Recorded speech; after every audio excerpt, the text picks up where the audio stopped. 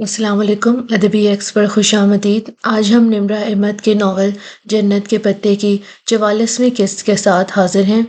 कहानी में एक और नया मोड़ आया है, तो आइए जानते हैं कि आगे क्या होता है। अगर आपने अभी तक सब्सक्राइब नहीं किया तो ज़रूर करें ताकि आप हर किस्त से जुड़े रहें। करामत बे की दुकान छोड़ने के कुछ अरसे बाद उसने एक चाबी सास के पास नौकरी कर ली थी। शाम में अब वो उस दुकान पे जाता जो उनके घर से 10 मिनट के पैदल रास्ते पे था। अगर उसे किसी काम में मज़ा आता था तो वो चाबियां बनाने में था। कुछ अरसा तो वो सिर्फ सीखता रहा, यहाँ तक कि आम चाबियों के बाद वो चाइनीज़ तालों और पेचीदा इकसाम के सेफ की कुंजी साजी सीखने लगा। उसके पास लाइब्रेरी से ली गई इन किताबों का ढेर हुआ करता था, जिनमें लॉक तोड़ने या कुंजी साजी के मुतल्लिक कोई मालूमात होती। बहुत महारत से बिना कोई ज़रब लगाए ताला तोड़ना, चाहे वो मास्टर की से या लोहे की पिन से हो, वो इस फन में ताक होता जा रहा था। इन सब मुश्किलों का असर उसकी पढ़ाई पे अलबत्ता ज़रूर पड़ा। वो कभी भी बहुत लायक किस्म का तालिब इल्म नहीं बन सका। इसके ग्रेड हमेशा मीडियम रहे। वो ज़हीन था मगर उसको पढ़ाई में दिलचस्पी ना थी। दूसरे काम उसे ज़्यादा दिलचस्प लगते थे। उसकी 14वीं सालगिरह बीते ज़्यादा वक्त नहीं बीता था जब फुरकान मामू ने इतला दी कि वो और सुलेमान मामू तुर्की आ रहे हैं। खून पानी से गाढ़ा होता है, इसलिए उसने ये देख लिया। मम्मी पुरानी तलखियां भुलाकर उनके आने की तैयारियों में लग गई। उन्होंने जैसे दिल से मामू को माफ कर दिया था। उनके ख्याल में मामू के उनके पास सवाल के जवाब में यहाँ आ रहे थे जो चंद रोज पहले उन्होंने फोन पे उनसे पूछा था कि अगर वो और जिहान सिकंदर शाह को लेकर पाकिस्तान आए और उनका मुकदमा लड़ें तो क्या मामू उनको मॉरल सपोर्ट देंगे। माली मदद का 1 टका नहीं चाहिए था उन्हें, बस मामू का साथ दरकार था। फुरकान मामू जो फुरकान मामू जवाबन खामोश हो गए थे। फिर उन्होंने बताया कि वो और सुलेमान कुछ रोज तक आएंगे, फिर इस बारे में बात करेंगे।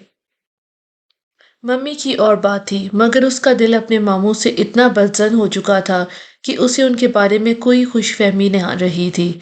वो खामोशी से अपना काम करते हुए मम्मी को सुनता रहता, जो अब उठते बैठते कहा करती, हम पाकिस्तान वापस ज़रूर जाएंगे।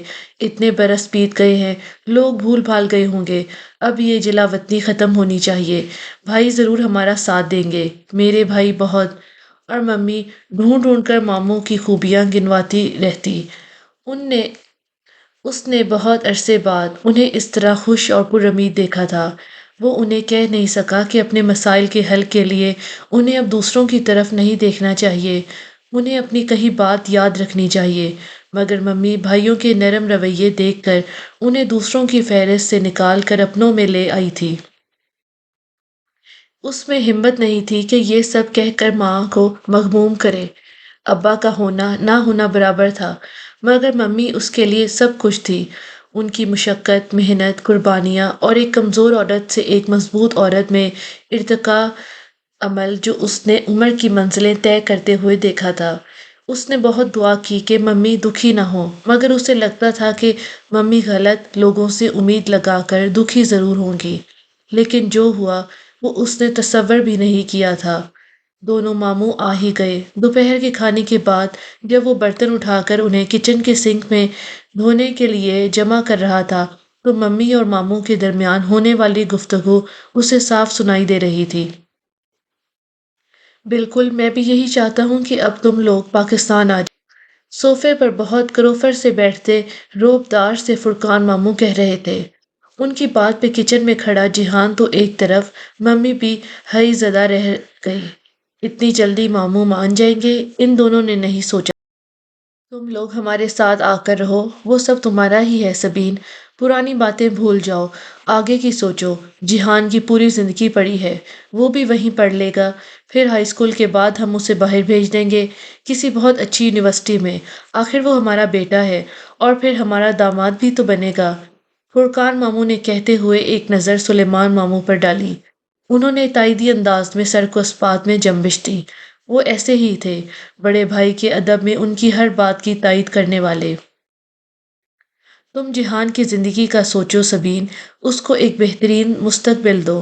ہم اس کے بڑے ہیں، ہم اس کے باپ بن کر پالیں گے۔ باپ بن کر؟ وہ بالکل ٹھہر سی گئی۔ اس نے نل بند کر دیا۔ لاؤنج میں خاموشی تھی، مگر ایک آواز اب بھی آ رہی تھی، جو بند نل کے منہ سے قطرے ٹپکنے کی ہوتی ہے، جو اس کی ماں کی ساری امیدوں، خوابوں اور توقعات کے بہنے کی تھی۔ اسے ماموں کی بات ٹھیک سے سمجھ میں نہیں آئی تھی، مگر کئی دن سے خود کو بہلانے والی اس کی ماں فوراً سمجھ گئی تھی۔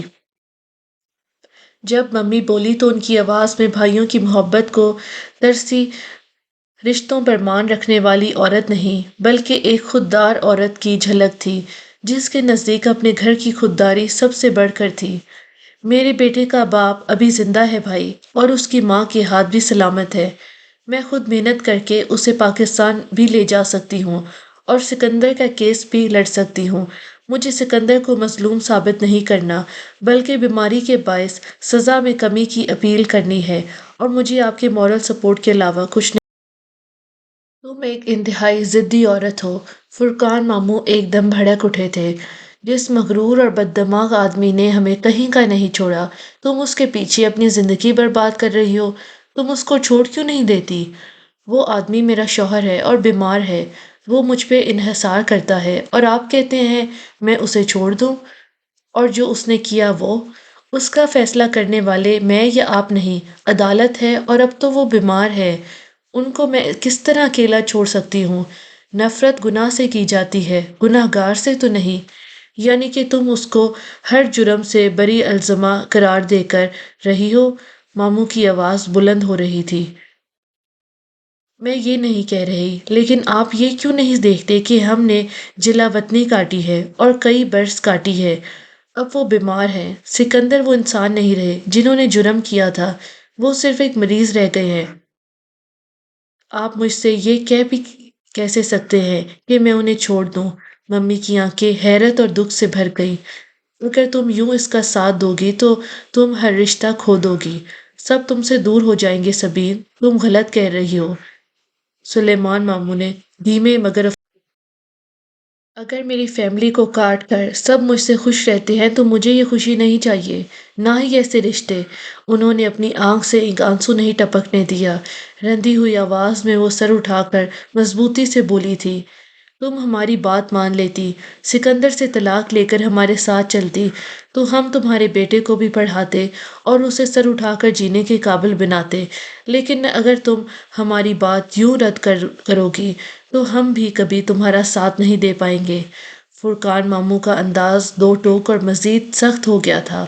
وہ ترکی فتح حاصل کرنے آئے تھے تاکہ جب بہن کو اپنے ساتھ واپس لے جائیں تو سر اٹھا کر لوگوں سے کہہ سکیں کہ انہوں نے ایک قابل نفرت آدمی کو اپنے خاندان سے نکال پھینکا، اور پھر بہن بھانجے کے سر پہ ہاتھ رکھنے پر انہیں تحسین و تمغے بھی مل جائے، مگر ممی کو اپنے اور اپنے بیٹے کے لیے یہ مظلوم ترحم آمیز کردار منظور نہ تھا۔ وہ سر پہلے بھی آپ نے کب میرا ساتھ دیا جو اگر اب نہیں دیں گے تو کوئی فرق پڑے گا؟ تم رشتوں کو کھو کر پچھتاؤ گی۔ میں رشتوں کو جان کر بھی پچھتا ہی رہی ہوں بھائی۔ کتنے ہی سیاستدان ہیں جو ملک سے غداری کر کے باہر چلے جاتے ہیں، مگر ان کی واپسی پر آپ ان کو ووٹ دیتے ہیں کیونکہ وہ امیر لوگ ہوتے ہیں۔ ہم آپ کی نظروں میں معیوب اس لیے ہیں کیونکہ ہم غریب ہیں۔ ہمارے پاس ترکی میں لمبی چھوڑی جائیداد نہیں ہے۔ ہمارے پاس ترکی میں لمبی چھوڑی جائیداد نہیں ہے، کوئی بہت اونچا سوشل اسٹیٹس نہیں ہے۔ اگر ہوتا تو آپ کبھی ہم سے یوں قطع تعلق نہ کرتے۔ تمہیں کیا لگتا ہے تم یہاں رہو گی تو کیا عزت سے رہو گی؟ نہیں، تم ہمیشہ معیوب ہی رہو گی، ایک مفرور قومی مجرم کی بیوی بن کر ذلیل ہوگی ہمیشہ۔ فرقان ماموں غصے سے اٹھ کھڑے ہوئے۔ سلیمان ماموں بھی ساتھ ہی اٹھے۔ ان کے چہرے سے عیاں تھا کہ وہ بڑے ماموں سے متفق ہیں، البتہ ان کو اس طریقہ کار سے اختلاف تھا، لیکن وہ کچھ بھی کرنے سے قاصر تھے۔ اور تم؟ بڑے ماموں کی نظر کچن کے دروازے میں کھڑے اس دبلے پتلے لڑکے پہ پڑی تو انہوں نے اس کی طرف انگلی اٹھائی۔ تمہیں کیا لگتا ہے تم یہاں عزت سے جی سکو گے؟ کبھی نہیں۔ تم ذلیل ہوگے، تم خوار ہوگے، کیونکہ تمہارا باپ تمہارے نام پہ ایک شرمناک دھبا ہے۔ تم کبھی سر تمہارے باپ کا نام، تمہارا سر ہمیشہ شرم سے جھکاتا رہے گا۔ تم کتوں کی سی زندگی گزارو گے۔ تم کبھی عزت اور وقار سے اپنے ملک کا رخ نہیں کر سکو گے۔ وہ غصے میں بولتے، کانپنے لگے تھے، اور کام تو اس کا دل بھی رہا تھا۔ وہ بہت ہراساں سا دروازے کو مضبوطی سے پکڑے کھڑا تھا۔ بس کریں بھائی، میرے بیٹے کو یوں ٹارچر مت کریں۔ اس نے اپنی ماں کو اپنے سامنے آ کر کھڑے ہوتے دیکھا۔ اس کا قد اپنی ماں سے ذرا سا اونچا تھا، پھر بھی وہ اس کے سامنے ایک ڈھال تھی۔ کیوں؟ اسے بھی تو پتہ چلنا چاہیے کہ اس کی ماں نے اس کے لیے کتنا غلط فیصلہ کیا۔ میں نے تمہیں ایک آپشن دیا تھا جو تمہارے بیٹے کے لیے اپنے ملک عزت سے لوٹنے کا واحد راستہ تھا، مگر تم نے وہ ٹھکرا دیا۔ تم نے اپنی ضد کی وجہ سے اس کی زندگی بھی جہنم بنا دی ہے۔ میں اس کی زندگی جہنم نہیں بننے دوں گی۔ سنا آپ نے؟ یہ سر اٹھا کر جیے گا۔ یہ میجر احمد کا پوتا ہے۔ یہ انہی کی طرح فوج میں جائے گا۔ مجھے آپ کی کسی مدد کی ضرورت نہیں ہے۔ میں خود بھیجوں گی اپنے بیٹے کو فوج میں، اور آپ دیکھیے گا ایک دن میرا بیٹا سر اٹھا کر ضرور جیے گا۔ اس نے اپنی نرم خما کو اپنے سامنے فوج مائی فوڈ، فرقان ماموں نے میز پہ رکھا اپنا سگریٹ لائٹر اٹھاتے ہوئے استزائیہ سر جھٹکا۔ تم بھول رہی ہو سبین، تمہارا بیٹا غدار کا بیٹا ہے، اور غدار کے بیٹے کو فوج میں کبھی نوکری نہیں ملتی۔ ارے وہ تو اسے چھاونی کے قریب بھی نہیں بھٹکنے دیں گے، اس لیے ایسی کوشش بھی مت کرنا، اور اگر کرنے کے بعد بے عزت کر کے نکالے جاؤ تو مدد کے لیے میرا دروازہ نہ کھٹکھٹانا۔ بات کرتے ہوئے انہوں نے اپنے شعلہ بار نگاہوں کا رخ جہان کی طرف کیا، جو بالکل دم سادے انہیں دیکھ رہا تھا۔ پھر اسی طرح انگشت شہادت اٹھائے انہوں نے اسے ان آخری الفاظ سے منتبہ کیا جو ایک عمر اس کے ذہن میں گونجتے رہے تھے۔ تم لوگوں نے ہمارا ساتھ نہیں دیا، اب جب تمہیں مدد چاہیے ہو تو ہمارے پاس مت آنا، لیکن مجھے یقین ہے کہ تم بہت جلد پچھتاوے کا شکار ہو کر ہمارے دروازے پر ضرور آؤ گے۔ اتنا کہہ کر وہ باہر نکل گئے۔ ملال زدہ سے سلیمان ماموں بھی ان کے پیچھے ہو لیے۔ ممی سر ہاتھوں میں لیے صوفے پر گرنے کے سے انداز میں بیٹھ گئی، اور وہ اسی طرح بت بنا کچن کی چوکھٹ پر کھڑا رہا۔ فرقان ماموں کے الفاظ نے اس کا اندر باہر توڑ کر رکھ دیا تھا۔ اتنی ذلت، اتنی بے عزتی، کتوں کی سی زندگی گزارنے کی بد دعا۔ ماموں نے اپنی زخمی انا کی تسکین کے لیے کیا کچھ نہیں کہہ دیا تھا۔ تب اسے لگتا تھا کہ وہ کبھی سر اٹھا کر نہیں جی پائے گا۔ وہ فوجی چھاونی پاک سپاہی، یہ احساس ہی اس کئی دن تو کئی دن تک وہ اور ممی نارمل ہی نہیں ہو سکے۔ دونوں چپ چپ سے رہتے تھے، ایک دوسرے سے نگاہیں چرائے اپنے کام نپٹاتے رہتے، اور وہ بہت تکلیف کے دن تھے۔ مگر ممی روئی نہیں، انہوں نے اپنا کام بڑھا لیا۔ اس نے بھی اپنے کام کا دائرہ کار بڑھا دیا۔ ابا کی بیماری بھی بڑھتی گئی، کبھی کبھی تو وہ بہت ہی بے قابو سے باہر ہو جاتے، چیختے چلاتے، ہاتھ میں آئی چیز دے مارتے، ان بلیو پرنٹس کا ذکر کرتے جو انہوں نے آگے بھیجے تھے، اس پاک سپائی کا ذکر کرتے جس کو انہوں نے قتل کیا تھا، مگر اب ممی اور وہ انہیں سنبھال لیا کرتے۔ بس خود کو سنبھالنے میں انہیں بہت عرصہ لگا تھا۔ کہنے والے تو کہہ کر آگے بڑھ جاتے ہیں، مگر سننے والوں کے لیے وہ باتیں ساری زندگی کے لیے ایک چبھن بن جاتی ہے۔ وقت پھر بھی گزرتا گیا، بوسفورس کے پل تلے پانی بہتا گیا، سمندری بگلے استنبول کے اوپر پرواز کرتے رہے۔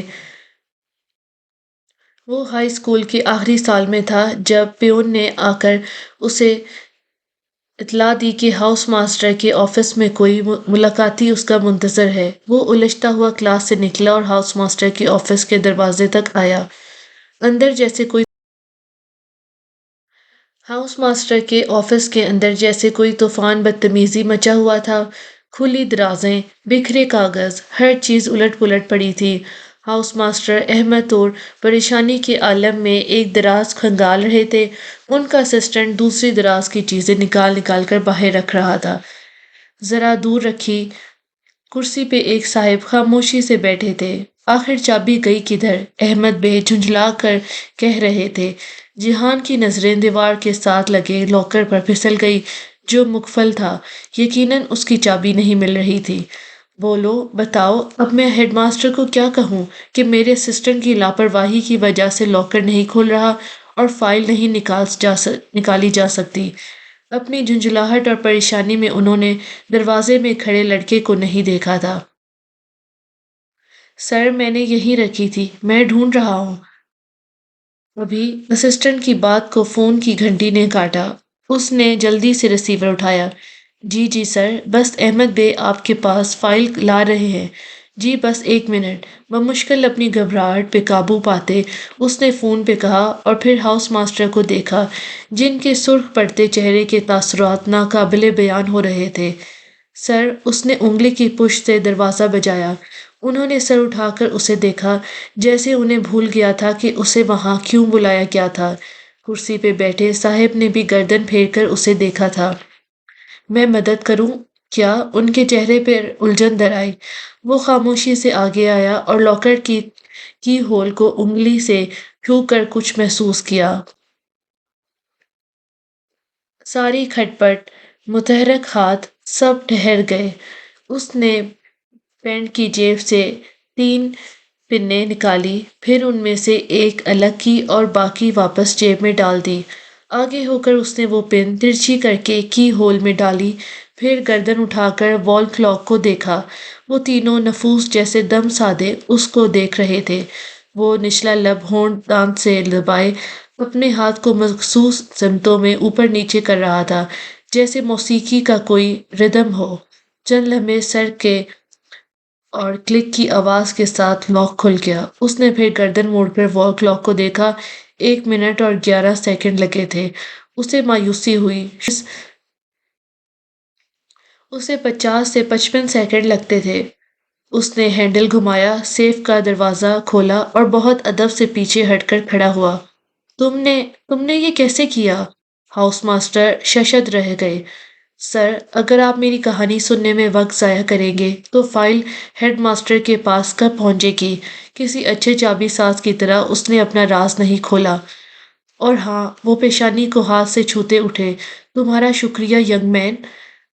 ان کے جانے کے بعد وہ ان صاحب کی جانب متوجہ ہوا جو کرسی پر بیٹھے بہت دلچسپی سے اسے دیکھ رہے تھے۔ میں جہان سکندر ہوں، آپ مجھ سے ملنے آئے ہیں؟ دیا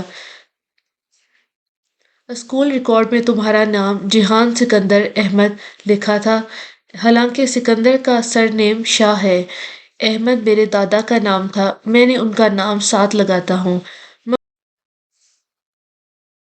بات کرتے ہوئے اس کے اندر کچھ اتھل پتھل سی ہوئی تھی۔ فرقان ماموں سے آخری ملاقات پھر سے تازہ ہو گئی۔ ان لوگوں کا سامنا کرنا جو اس کے باپ کے حوالے سے واقف ہوں بہت اذیت ناک تھا۔ ہم باہر چل کر بات کر سکتے ہیں؟ وہ کرسی چھوڑ کر اٹھ کھڑے ہوئے تو وہ پلٹ گیا۔ میں تمہارے ابا کا ایک زمانے میں بہت اچھا دوست رہا ہوں، کرنل رؤف گیلانی، شاید تم نے میرا نام سنا ہو۔ باہر اسکول کے فٹ بال کے میدان کے کنارے پر اس کے ساتھ چلتے ہوئے انہوں نے بتایا۔ اس نے وہ سفید اوور کوٹ میں ملبوس اچھے قد کاٹ کے مہذب سے انسان لگتے تھے، مگر ان کے چہرے پر ایک نکاہت تھی اور ان کی آواز سے کمزوری جھلکتی تھی۔ اگر وہ ابا کے دوست تھے تو ان کو اتنا معمر نہیں لگنا چاہیے تھا جتنے وہ لگ رہے تھے۔ شاید بیمار تھے۔ اسے بے اختیار دادا کا چہرہ یاد آیا جو ان کی زندگی کی آخری رات اس نے دیکھا تھا، تھکن زدہ بیمار چہرہ۔ تمہارے ابا قصوروار تھے مگر انہوں نے بہت کچھ میرے اوپر ڈال دیا اور ملک سے فرار ہو گئے۔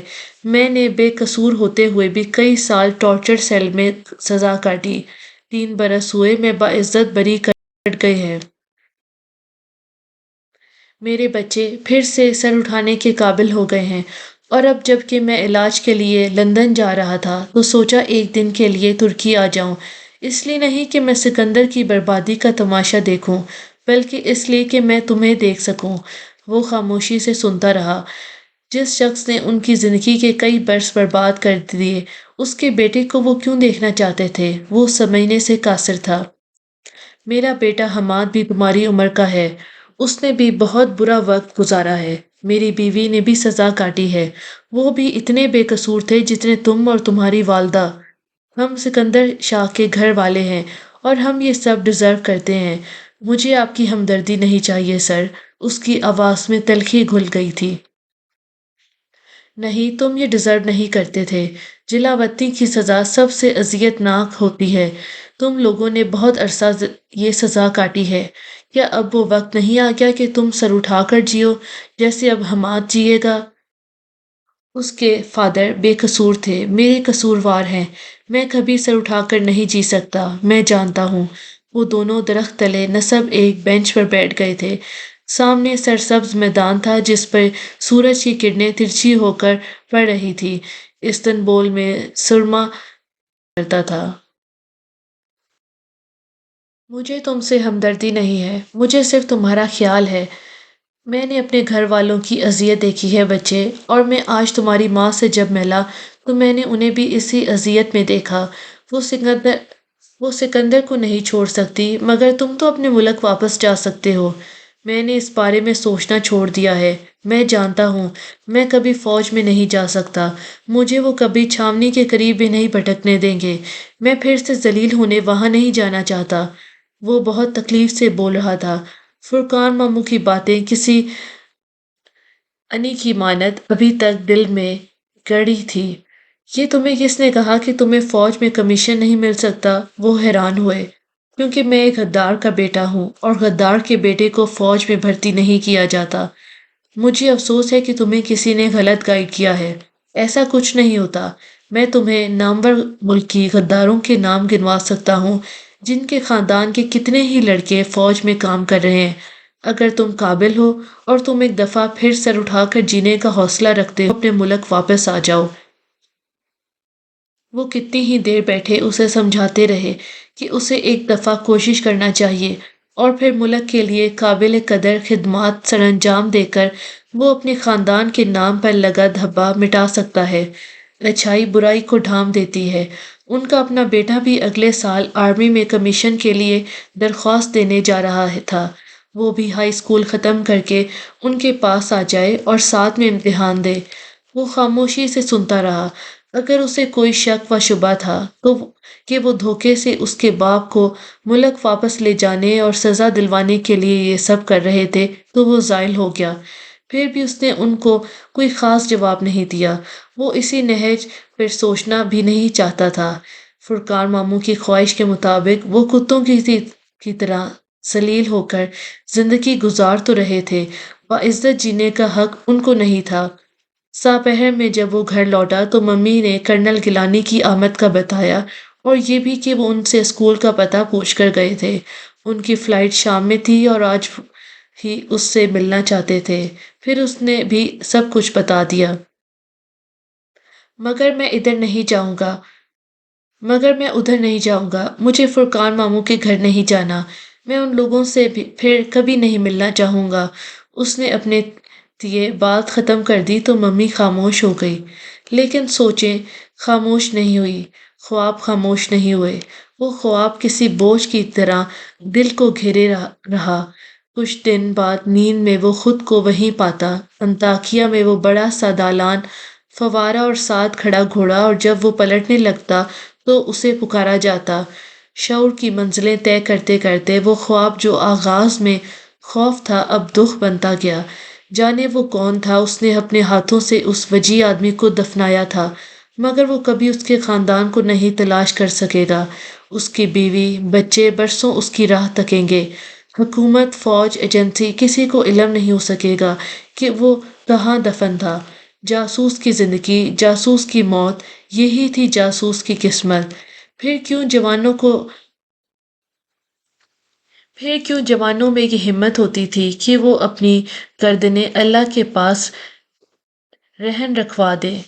وہ کہاں سے یہ جذبہ اپنے اندر لاتے تھے کہ بنا وردی، بنا تمغوں اور بنا ستائش طرف کر دیں، چپ چاپ اپنا فرض نبھائیں اور چپ چاپ مر جائیں؟ بلا شبہ وہ عظیم لوگ تھے اور وہ ان لوگوں میں سے کبھی نہیں ہو سکتا تھا۔ بعض دفعہ انسان اپنے خواب کسی شے میں ڈال کر ان کو بند کر دیتا ہے، موم کی ایسی سیل جو کبھی کھول نہیں سکے۔ یہ چند ماہ یہ چند ماہ بعد کی بات تھی، ابھی اس کا ہائی اسکول ختم نہیں ہوا تھا کہ اسکول کا ایک ٹرپ انطاکیہ کے لیے پلان ہونے لگا۔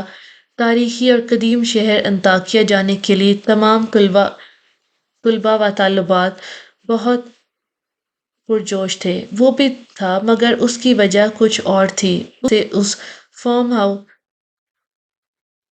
ممی سے اس نے بہت اصرار سے اس فارم ہاؤس کا پتہ پوچھ لیا، جس کے دالان میں فوارے کے ساتھ کچھ آثار ثبت تھے۔ وہ ان آثار کو کھوجنا چاہتا تھا۔ اس نے ممی کو کچھ نہیں بتایا، نہ ہی ابا کا راز اور نہ ہی اپنا ارادہ جو کہ اس فارم ہاؤس کے مالک کو یہ کہانی سنانے کا تھا۔ وہ اس جگہ کو اکثر خواب میں دیکھتا ہے، شاید یہاں کو لے گا،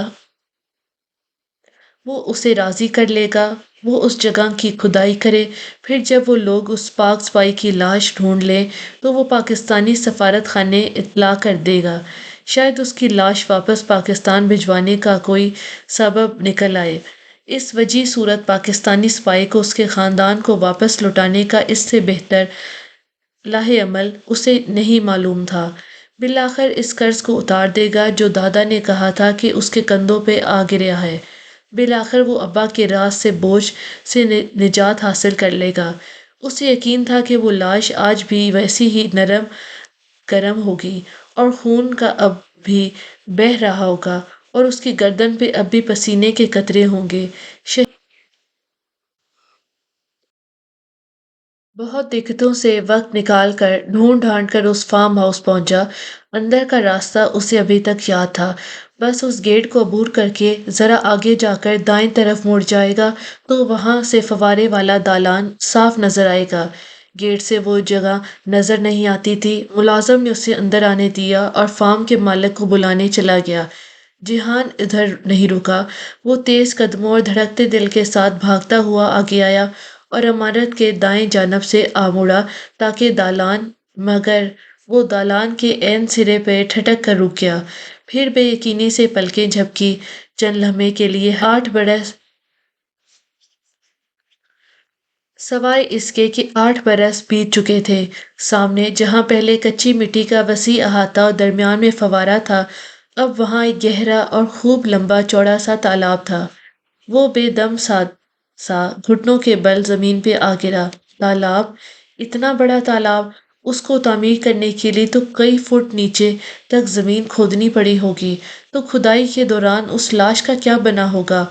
آپ کو یقیناً خواب میں ایسا کچھ نظر آتا ہوگا، مگر یقین کریں 4 سال پہلے اس پوری جگہ کی کھدائی میرے سامنے ہوئی تھی۔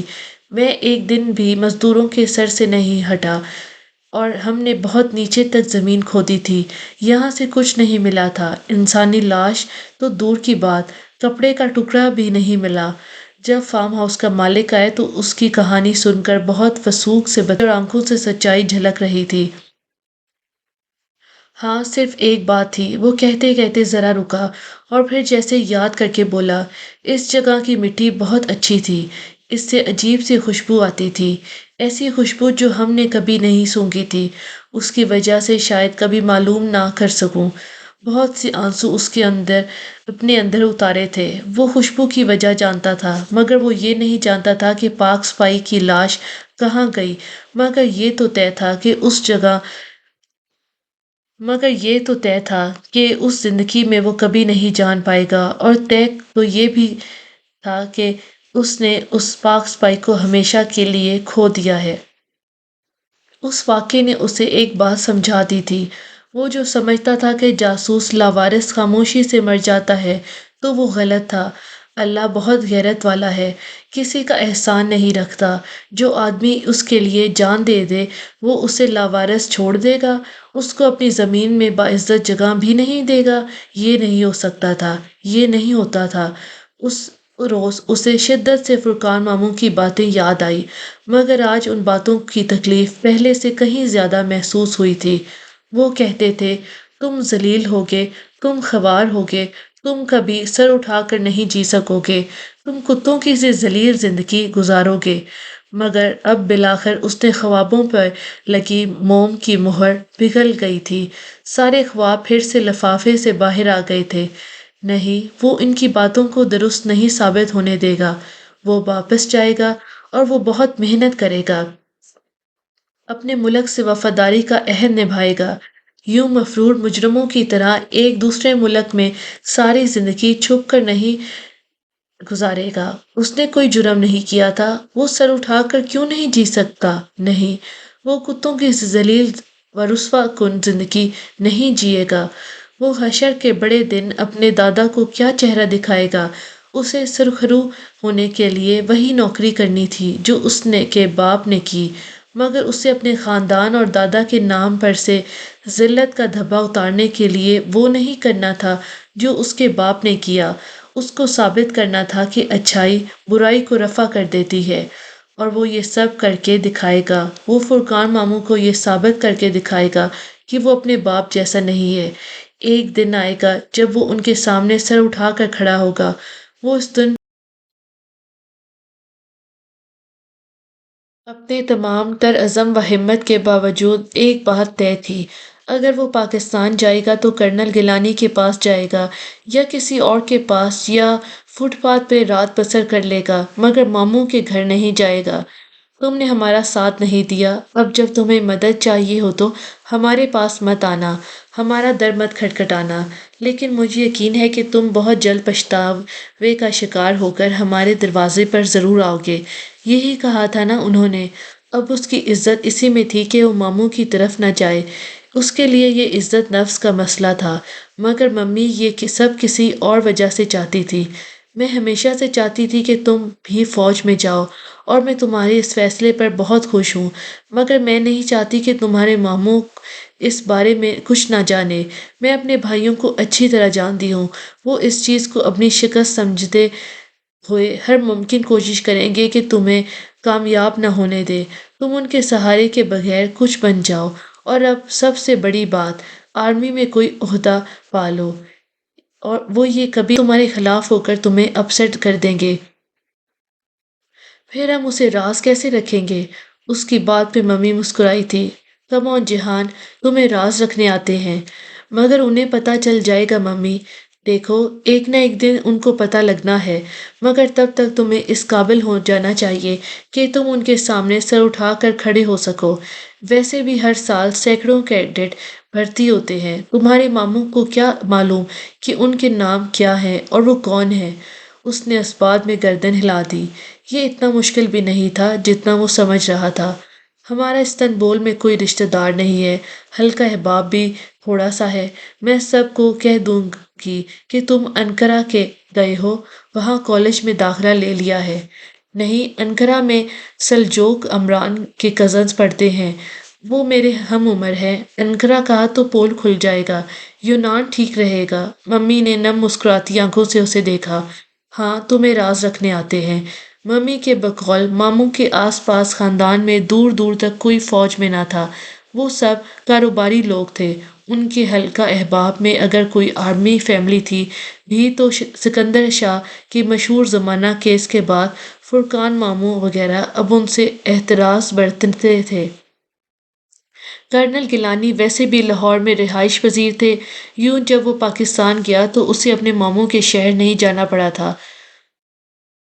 ان سب احتیاطی تدابیر کے باوجود اسے علم تھا کہ جلد یا بدیر فرقان ماموں جان لیں گے کہ وہ ادھر ہی ہے، اور اس وقت کو سوچ کر وہ خوف زدہ ہو جاتا تھا۔ ممی کے سامنے وہ ہمیشہ یہی ظاہر کرتا تھا کہ وہ یہ سب اپنے انا کے لیے کر رہا ہے۔ یہ بھی ایک وجہ تھی کہ اس کی عزت نفس مجروح ہوئی تھی، مگر یہ بھی ایک حقیقت تھی کہ وہ اپنے ماموں کے سامنے خود کو کمزور محسوس کرتا تھا۔ وہ واقعی ان کے سامنے سر نہیں اٹھا سکتا تھا۔ اسے یہی خوف تھا کہ وہ اسے اس کے باپ کا طعنہ دیں گے اور وہ ایک دفعہ پھر ٹوٹ جائے گا۔ رؤف گیلانی بہت اچھے اور دھیمے مزاج کے حامل انسان تھے، وہ ان کی بہت قدر کرتا تھا۔ اس کے باپ کی ساری زیادتیوں نظر انداز کر کے انہوں نے اسے اپنے گھر جگہ دی اور پھر ہر موقع پہ اس کی مدد کی۔ صرف مالی مدد ان سے نہیں لیتا تھا، مگر اخلاقی طور پر وہ ہمیشہ اس کا سہارا بنے رہے۔ کیڈٹ بھرتی ہوئے تھے اور ترقی کی منازل انہوں نے اکٹھے طے کی تھی۔ اس کے لیے تازہ یا تازیانہ نہیں بنائی گئی۔ اب روف گیلانی ان کی بیگم ارسلہ حماد اور اس کی چھوٹی بہن کی طرح تھے۔ چھاونی میں عمومی طور پہ آپ کے اپنے کردار اور اعمال کو پہچان کا اس نے اپنا نام جہان ایس احمد لکھنا شروع کر دیا۔ زیادہ تر وہ اپنے سر نیم احمد کے ساتھ ہی پکارا جاتا تھا، مگر جب کبھی پورا نام لکھنا یا بتانا ہوتا وہ جہان سکندر احمد ہی لکھا اور بتایا کرتا۔ کرنل گیلانی کہتے تھے، مسلمان اپنی زندگی میں اپنے باپ کے نام سے ہی پکارا جانا چاہیے اور باپ کا نام اسے کبھی اپنے نام کے آگے سے ہٹانا نہیں چاہیے، چاہے باپ جیسا بھی ہو۔ بہت عرصے بعد اس نے بالآخر اپنے میں چیلنج جتنا فرق تھا ختم کرنے اور دبانے میں خلیج چھوڑ گیا تھا۔ وہ چلا گیا تو ممی نے مصلحتاً ماموں سے ٹیلی فونک رابطہ استوار کر لیا تاکہ اگر کبھی وہ یہ خبر جان لے تو ممی کو معلوم ہو جائے، اور ایک دفعہ فرقان ماموں نے باتوں باتوں میں کہہ بھی دیا کہ کسی نے ان سے استفسار کیا تھا کہ کیا کرنل سکندر کا بیٹا لاہور میں پوسٹڈ ہے، تو جواباً ماموں نے بہت فخر سے بتایا کہ ذلت و شرمندگی کے مارے سکندر شاہ کا خاندان کبھی بھی پاکستان کا رخ نہیں کرے گا۔ آخر کارنامہ بھی تو خاصا شرمناک سر انجام دیا تھا انہوں نے، وہ کوئی اور جہان ہوگا۔ ممی خاموش ہو گئی، پھر انہوں نے ماموں کو یہی کہا کہ وہ کوئی اور ہی ہوگا۔ ماموں کے ذہن میں ایک تو غلط تصور قائم تھا کہ غدار کا بیٹا فوج میں کبھی بھرتی نہیں ہو سکتا، اس لیے انہوں نے اس معاملے کی چھان بھنک بھی نہیں کی۔ شاید کچھ عرصے بعد وہ جان بھی لیتے، مگر تب تک اس کا تبادلہ وہاں ہو گیا جہاں کبھی کوشش کرنے سے بھی پوسٹ نہیں ملتی، جو خود کو خفیہ والوں میں شامل کروانے کی رتی بھر بھی کوشش نہ کرے وہ وہاں بھیج دیا جاتا ہے۔ اب اس جاب کی ضرورت تھی کہ وہ اپنا سوشل سرکل محدود کر رکھے، منہ بند اور آنکھیں و کان کھلے رکھے اور اپنے کام کو بھی خفیہ رکھے۔ بالآخر وہ 25 برس کی عمر میں 6 ماہ کی ٹریننگ 4 ماہ 10 دن میں مکمل کر کے ایک ایجنٹ بننے جا رہا تھا، پاکستانی جاسوس جس کا وہ ہمیشہ خواب دیکھا کرتا تھا۔ اب اسے امید تھی کہ شاید وہ برسوں دیکھا خواب اسے دکھائی دینا بند ہو جائے، گو کہ اس کی شدت میں کمی آ چکی تھی، مگر بہرحال وہ ابھی بھی اس کے ماضی کا آسیب بن کر اس کے ساتھ تھا۔ فوج اور ایجنسی میں اس زمانے میں آپ کا ایک ہی ہدف، ایک ہی دشمن، ایک ہی تعصب، ایک ہی نفرت کا منبع ہوتا تھا، ڈیئر نیبرز۔ جس رات اسے پہلی دفعہ غیر قانونی طور پر بھارت جانے انسٹرکٹر کی موجودگی میں مروجہ اصول کے مطابق ڈاکٹر باہنی طرف ہی ایک ڈاڑ نکال کر اس کی جگہ ایک خاص پلاسٹک کی بنی مصنوعی سائنائڈ جو کنگ آف پوائزنز تھا۔ یہ کیپسول ایک شیشے کے خول میں بند تھا اور زبان کی مدد سے باہر نکل آتا تھا۔ اگر غلطی سے نگل لیا جائے تو جب تک شیشہ نہ ٹوٹے یہ بآسانی کوئی نقصان دیے بغیر جسم سے گزر جاتا ہے، لیکن اگر چبا لیا جائے تو شیشہ ٹوٹ جائے گا اور انسان چند پل میں مر جائے گا۔ یہ اس لیے تھا کہ اگر کبھی وہ گرفتار ہو جائے اور تشدد برداشت نہ کر سکے اور اسے خدشہ ہو کہ مزید تشدد کی صورت میں وہ اپنے راز اگل دے گا، تو بہتر تھا کہ وہ اپنی زہر بھری ڈاڑ کو نکال کر چبا لے اور خاموشی سے جان دے دے۔ یہ اس سے بہتر تھا کہ وہ تفتیشی افسران کے سامنے بولنا شروع کرے، اپنے ساتھیوں کی جان خطرے میں ڈالے اور ملک کو نقصان پہنچائے۔ مر جانا راز اگل دینے سے ہمیشہ بہتر ہوتا ہے۔ وہ 1.25 سال انڈیا میں ایک دوسری شناخت کے ساتھ رہا۔ کور شناخت وہ جعلی شناخت ہوتی ہے جس کے ذریعے جاسوس اس معاشرے میں متعارف ہوتا ہے۔ ہر کور کے ساتھ ایک لیجنڈ بھی ہوتا ہے، کہا جاتا ہے، جو اس جعلی کور کے پیچھے گھڑا جاتا ہے۔ مثلاً یہ آدمی کہاں پیدا ہوا، آدمی کہاں پیدا ہوا، کہاں سے گریجویٹ ہوا، سابقہ بیوی کا نام وغیرہ وغیرہ۔